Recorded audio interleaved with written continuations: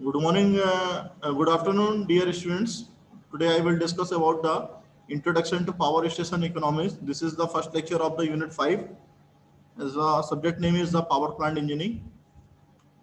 This is the outline of the today lecture.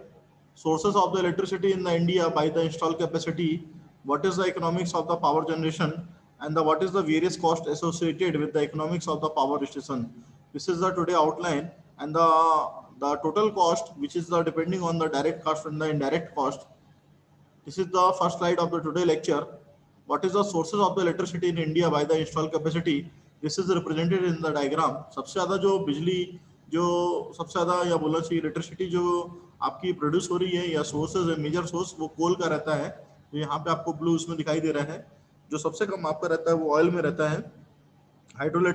Electricity जो रहती है वो 17% आफ्टर द कोल सबसे ज़्यादा रिन्यूएबल एनर्जी सोर्स इस्तेमाल किया जाता है। और उसके बाद आप जो देखेंगे नेचुरल गैस का 9% है, न्यूक्लियर का 2% है। इस तरीके से इसका डिस्ट्रीब्यूशन रहता है इलेक्ट्रिसिटी का कि कितने जगह से इलेक्ट्रिसिटी सोर्स आपके इंडिया में इस्तेमाल किए जा रहे हैं, इंस्टॉल कैपेसिटी के हैं। तो what is the main meaning of the economics of the power generation? तो you should know about the कि इलेक्ट्रिसिटी जो जनरेट हो रही है वो उसकी जो हम पे करते हैं, जनरली जो इलेक्ट्रिसिटी सप्लाई होती है घरों में तो उसका हम पेमेंट करते हैं। तो बिना पेमेंट के हम लाइट खरीद नहीं सकते हैं। तो लाइट को यदि अपने को यूज़ करना है तो उसके लिए हमें पेमेंट करना पड़ता है। तो जो डिटरमाइनिंग उसकी अपने कॉस्ट निकालने की तरीका रहता है, किस तरीके से उसकी कॉस्ट निकाल सकते हैं जो इलेक्ट्रिसिटी सप्लाई हो रही घरों में, उसको हमें किस तरीके से मेंटेन करना है, कितना लो रख सकते हैं, that is the economics of the power generation. क्योंकि जनरली आजकल की जो डिमांड है लोगों की वो ये है कि सस्ती बिजली मिलनी चाहिए। अपने एमपी में बहुत ज़्यादा महंगी बिजली मिल रही है, तो उसको किस तरीके से हम सेव कर सकते हैं, उसको रिड्यूस कर सकते हैं उसकी कॉस्ट को, वो सारी चीज़ों को पावर प्लांट वाले भी ध्यान रखते हैं और साथ ही साथ में कस्टमर की भी रिक्वायरमेंट बनी रहती है। तो while designing and the building of a power station efforts should be made to the achieve overall economy so that the per unit cost of the production is low as a possible. तो हमारी कोशिश ये होनी चाहिए कि जो overall economy है plant की, तो पर यूनिट कॉस्ट जो प्रोडक्शन की वो कम से कम हो। And this will enable the electric supply company to sell electrical energy at a profit and ensure the reliable service। तो ये जो हमारे पास रहती है कोशिश ये की जाती है कि इलेक्ट्रिकल एनर्जी की जो सप्लाई की है उनको भी फायदा मिल सके और हम रिलायबल सर्विस भी प्रोवाइड कर सके। तो जो भी कॉस्ट इसमें इन्वॉल्व होती है उसमें पहली कॉस्ट है फिक्स कॉस्ट, जिसमें कि लैंड आता है, बिल्डिंग आती है, इक्विपमेंट आता है। तो लैंड, बिल्डिंग और इक्विपमेंट की कॉस्ट ऐसी है यदि आप कुछ भी काम नहीं करेंगे तब भी इसकी कॉस्ट लगेगी। This is the called fix cost. तो ये क्योंकि depending on the location of the plant, यदि प्लांट के पास में भी साइट के पास में भी आप प्लांट लगाएंगे तो उस केस में उसकी जो कॉस्ट रहेगी बहुत ज़्यादा रहेगी। यदि उसको दूर लगाएंगे तो उसकी कॉस्ट कम हो सकती है।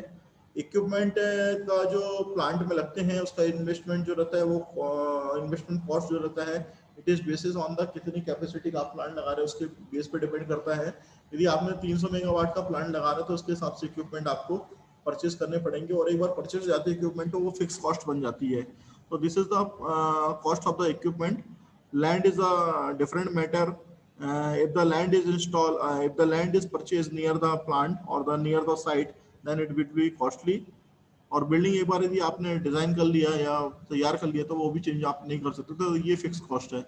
इंटरेस्ट वाली बात करें कि जितनी भी इंटरप्राइज वगैरह आपकी रन कर रही हैं या आपके जो प्लांट रन कर रहे हैं उसका एक इंटरेस्ट रेट रहता है, या बोलना चाहिए जब भी कभी आप प्लांट की डिजाइन कर रहे होते हैं, प्लांट को तैयार कर रहे होते हैं तो साइट सिलेक्शन के दौरान में आप कई सारे फैक्टर को ध्यान में रखते हैं। तो during the plant designing when ever the designing of the plant you should have a financial matter issue. तो आप लोन लेते हैं, लोन लेने के लिए आपको फिर कई तरह के मार्केट में फंड्स की रिक्वायरमेंट रहती है। तो फंड्स के थ्रू आपके पास जब लोन आता है तो उसके लिए इंटरेस्ट भी लगता है, बिना इंटरेस्ट के कोई काम नहीं होता है। तो the interest on the capital investment, वो इंटरेस्ट आपका कैपिटल में ही लग रहा है directly, must be consider because otherwise if the same amount was not invested in the power plant it would have an annual interest. यदि आप उस चीज को डायरेक्टली आप उस पर वर्कआउट नहीं करेंगे तो वो आपका इंटरेस्ट पे इंटरेस्ट बढ़ता चला जाएगा। तो एक सुटेबल रेट का जो इंटरेस्ट है उसको कंसिडर किया जाता है कैपिटल पे। तो डिप्रिसिएशन कॉस्ट क्या कहलाती है? It will be of deterioration of the equipment and the decrease in its value due to the corrosion, weathering and the wear and tear with users। Depression जो cost रहती है वो directly involve रहती है deterioration of the equipment और उसकी value जो है डायरेक्टली डिक्रीज होती है यदि उसमें कोरोजन की प्रॉब्लम्स आ गई है, वियर एंड टियर की प्रॉब्लम आ गई है। It also cover the decrease in value of the equipment, ये इक्विपमेंट की वैल्यूज को भी डिक्रीज करता है ड्यू टू द ऑब्सोलेंस, पुराने हो जाने के कारण। It is required to replace the generating plant machinery after its expiry of the useful life. Therefore, a certain amount is kept aside every year from the income of the plant to enable the replacement of the plant at the end of its useful life. This amount is called a depreciation amount. तो depreciation amount जो रहता है वो amount कहलाता है जहाँ की हम बात करते हैं कि डिटोरिएशन कितना इक्विपमेंट का हो रहा है, या कितना अमाउंट आपके पास एक साइड पर रखा हुआ है जो कि प्लांट की इनकम में प्रॉपर तरीके से यूटिलाइजेशन नहीं हो पा रहा है। तो कितने तरह की मेथड होती हैं उसको कैलकुलेट करने के लिए, तो तीन तरह के मेथड जनरली इस्तेमाल किए जाते हैं। पहला स्ट्रेट लाइन मेथड है, दूसरा सिंकिंग फंड मेथड है, तीसरा डिमिनाइजिंग वैल्यूज मेथड है। तो let's P is equal to the initial cost of the plant, S is equal to the salvage value at the end of the plant life, and N is the plant life in the years. So this is the formula, straight line method formula. A capital A is equal to the P minus S is equal upon N, and where A is equal to the amount of kept aside per year as a depreciation amount.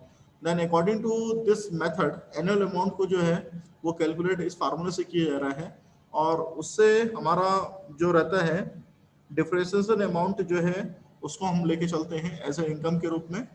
It's a very simple method, जो कि straight line method है वो कि simple method कहलाता है। इसको graph में represent किया गया है कि कहाँ पे इसकी स्क्रैपिंग वैल्यू है और कहाँ पे इसकी डिप्रेसिएशन वैल्यूज है। तो उसको यहाँ पे शो किया गया है ग्राफ में, यूजफुल कहाँ पे आपकी हो सकती है और कहाँ पे इसका स्क्रैपिंग हो सकती है, वो सारी चीज़ों को यहाँ पे रिप्रेजेंट किया गया है। तो for example annual depreciation charge जो है वो equal to total depreciation usable life minus of equal to the this one amount 1 lakh minus of 10,000 upon 20.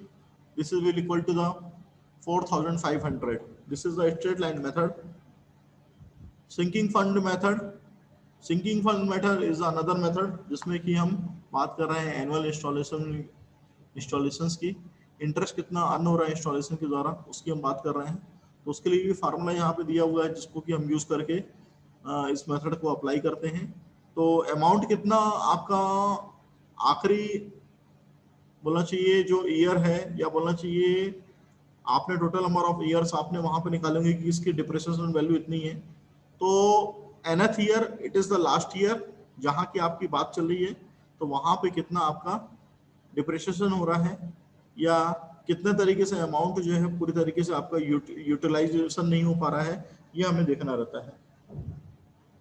डिमिनाइजिंग values method, इसके लिए अलग फार्मूला इस्तेमाल किया गया है in which the value of the equipment from the year to year is taken into the account and the amount of the depreciation calculated upon the actual residual values for the each year, and the in this purpose the successive जो formula आपका इस्तेमाल किया जा रहा है initial cost plant की P लेते हैं और कंटिन्यूसली जितना डिप्रेसिएशन होता चला जा रहा है ईयर बाय ईयर उसके लिए फार्मूला यहाँ पे लगे हुए थे। बैलेंस प्लांट कॉस्ट जो है at the end of the second year जो रहती है वो ये है।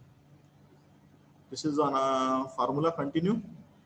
This is the graph in which the showing all the depreciation, ये total depreciation आपका शो रहा है, यूजफुल लाइफ इतनी ही रहती है सिर्फ, और उसके बाद जो स्क्रैप वैल्यू है वो आपकी अलग रहती है। तो in other words, depreciation charge is the first applied to the initial cost of the equipment and then it's to the diminishes values and but decreases to a low value in the last year जो बनी रहती है।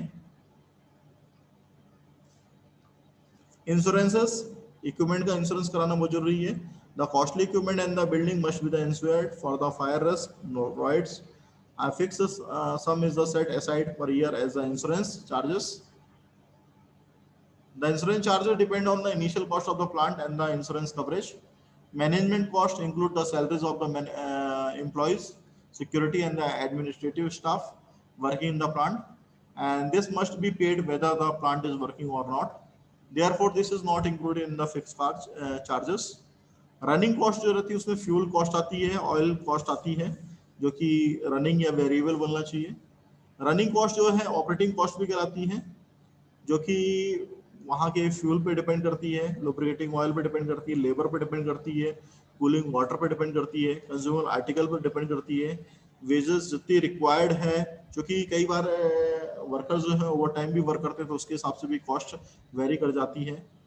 तो सबसे पहले fuel cost की यदि बात करेंगे तो थर्मल पावर प्लांट में जो फ्यूल रहता है हेवीएस्ट आइटम रहता है, and the selection of the fuel and the maximum economy its uses are the very important consideration designing purpose.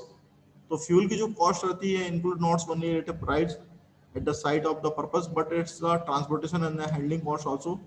Fuel को कैरी करने के लिए, ट्रांसपोर्ट करने के लिए from one place to another place कितनी रहती चाहिए या कितनी रहती है, वो कॉस्ट भी आपकी इसमें ऐड होती है।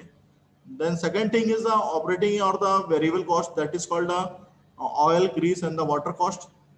जो कंज्यूमर आइटम का रहता है, जो कंटिन्यूसली चेंज होता रहता है, ऑयल कितना लगेगा depending on the how much amount of the कितना इक्विपमेंट को आप यूज कर रहे हैं, उसके हिसाब से ऑयल की जो कॉस्ट है वो चेंज होती चली जाएगी, ऑयल ग्रेस की।